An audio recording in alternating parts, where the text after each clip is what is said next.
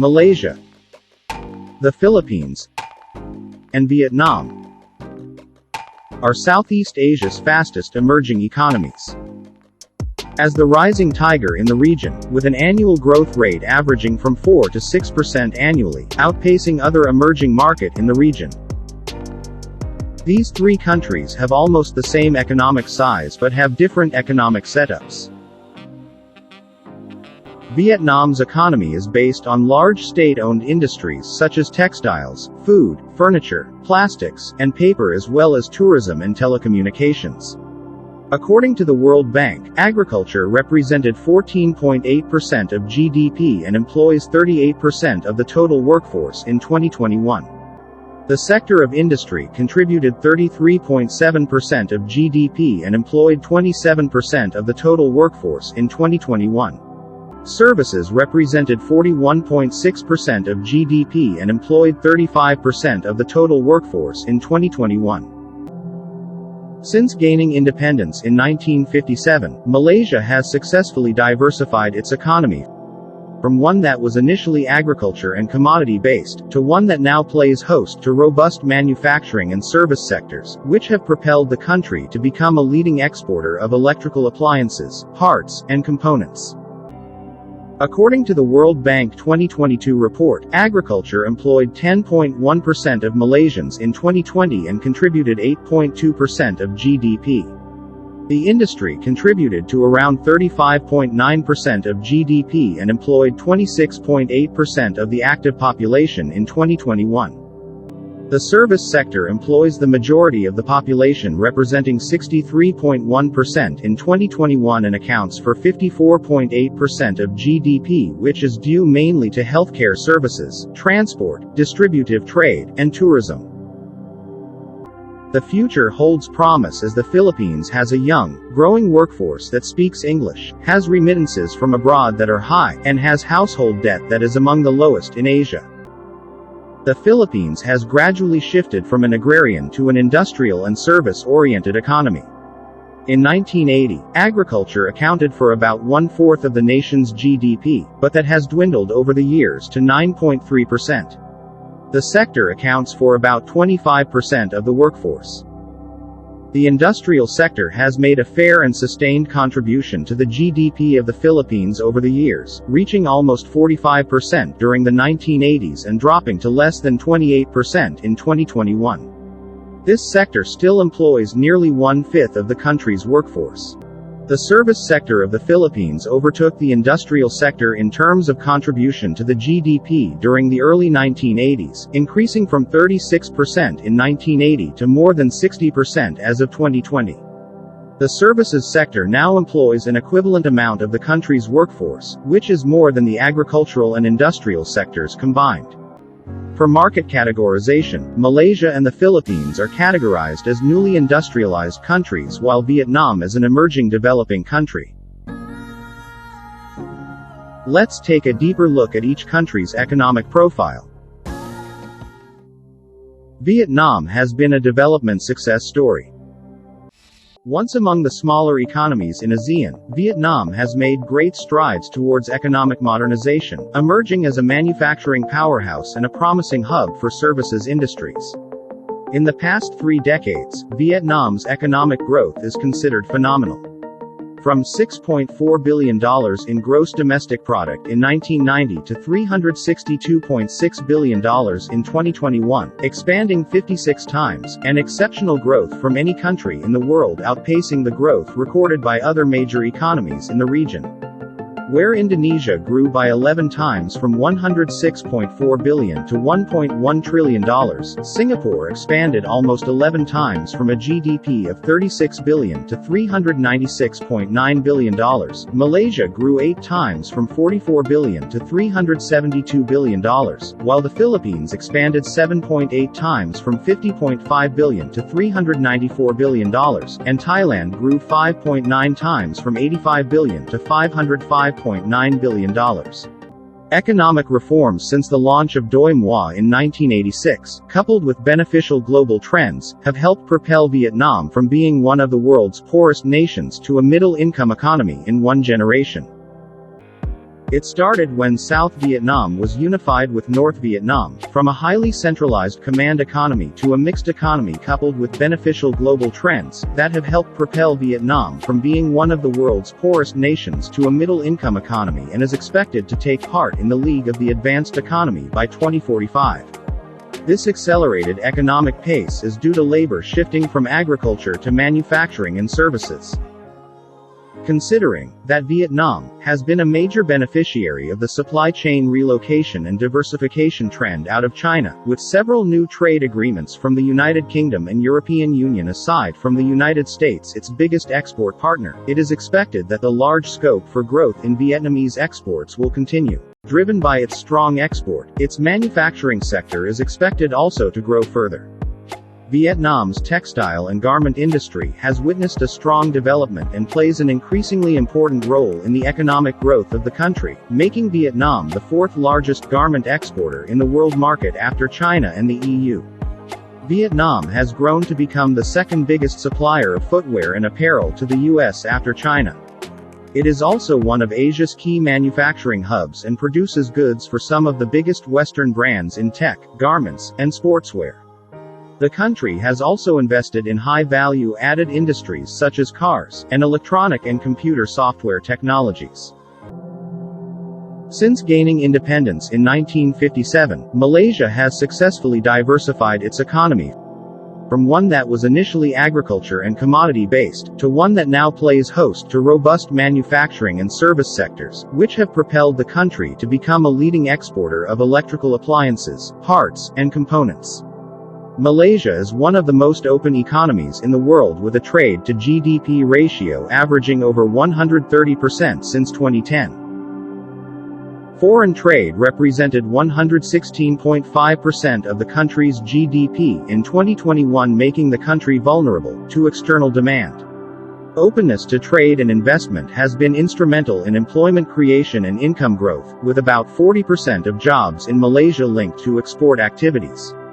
Since the Asian financial crisis of 1997 to 1998, Malaysia's economy has been on an upward trajectory, averaging a growth of 5.4% since 2010, and is expected to achieve its transition from an upper-middle-income economy to a high-income economy by 2024.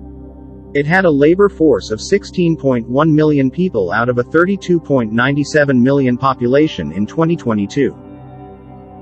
According to the World Bank 2022 report, agriculture employed 10.1% of Malaysians in 2020 and contributed 8.2% of GDP.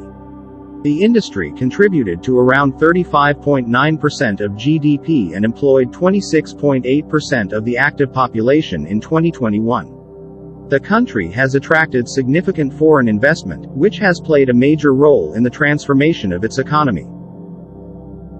Malaysia's flourishing oil and gas industry provides a definite advantage and robust market opportunities for businesses.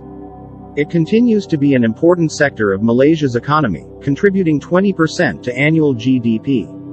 The service sector employs the majority of the population, representing 63.1% in 2021 and accounts for 54.8% of GDP, which is due mainly to healthcare services, transport, distributive trade, and tourism.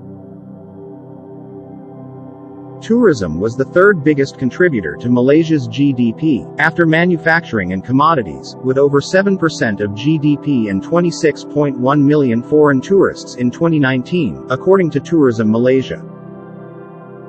Over the years, Malaysia has become one of Southeast Asia's major tourist destinations, and since 2020 the country is waiting for the world's borders to open again to the international traveler. According to International Monetary Fund, Malaysia has the highest debt level in the region, estimated at 70.7% of GDP in 2021, with spending increasing faster than GDP. Debt levels are expected to remain stable in 2022 and 2023, representing 69.9% and 70.1% respectively. Given the boost in oil prices and the government's previous measures to reduce expenditures by cutting subsidies, the fiscal deficit was reduced to 1.8% in 2019.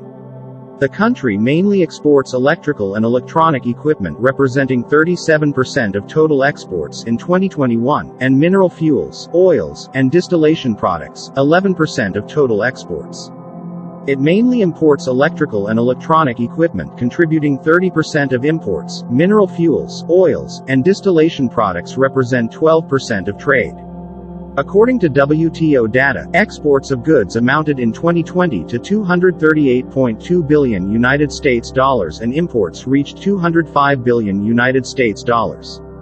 Regarding services, Malaysia exported $40.8 billion United States dollars worth of services and imported $43.2 billion United States dollars. The Philippines. Clean governance, strong leadership, growing infrastructure, and policy endeavors have catapulted the Philippines onto a path of faster growth and emerging as a rising tiger in the region. The Philippines economy is considered as one of the most dynamic economies in East Asia and the Pacific. The only emerging country in Southeast Asia whose economy does not historically rely on the oil and gas industry. Unlike in its neighboring and emerging Asian countries, where economic growth was primarily backed up by its oil and gas production. The Philippines economy thrives, as it is considered as one of the most dynamic economies in East Asia and the Pacific. So, what drives the Philippines economy to flourish and able to compete with its regional peers economically? The Philippines is primarily considered a newly industrialized country, which has an economy in transition from one based on agriculture to one based more on services and manufacturing. The service is now the biggest sector in the Philippines economy. It overtook the industrial sector in terms of contribution to the GDP during the early 1980s, increasing from 36% in 1980 to more than 61% as of 2021. The sector now also employs 58% of the country's workforce, which is more than the agricultural and industrial sectors combined. These resulted in an increasing number of central business districts in the country, to house the increasing need for office space for the service sector. The growth also expanded to construction sectors as new CBDs are being built across the country. With the infrastructure provided by the Philippine government for the BPO sector, the industry growing exponentially year on year, bolstering the economy, and employing millions of Filipinos. The sector is now the main driver of the growth of the Philippine service industry, contributing 30% to the industry or about 10% of the country's economy. With over 1,000 BPO companies operating in the country, the Philippines holds 10% of the global BPO market, making the country the most popular outsourcing destination in the world, outpacing India. It also helps the country to lessen the effect of the economic downturn during the pandemic. The shift from office-based to work-at-home setup helps the BPO sector maintain its operation in the middle of the pandemic. Another significant segment that contributes to the growth of the Philippine economy is the export of services. Export services in the Philippines are one of the highest in the region, outpacing the services provided by its regional peers. The export services, which include the services delivered by Filipinos working outside the country, contribute to 10% of the country's economy. There are 12 million overseas Filipinos across the world, it's either working or living abroad as foreign citizens.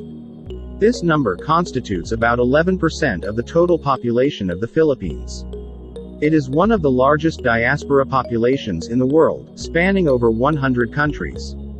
On these numbers, more than 2.2 million overseas Filipino workers, which remittances drive the domestic consumption of the country, which increases the purchasing power of the Filipinos. The emergence of the BPO industry is seen as a driver of consumer spending and employment generation, on the back of strong foreign earnings from export services. Although the Philippine economy grew at a modest pace from the 1980s to the 1990s, the economy has nonetheless seen significant growth in the last 2 decades.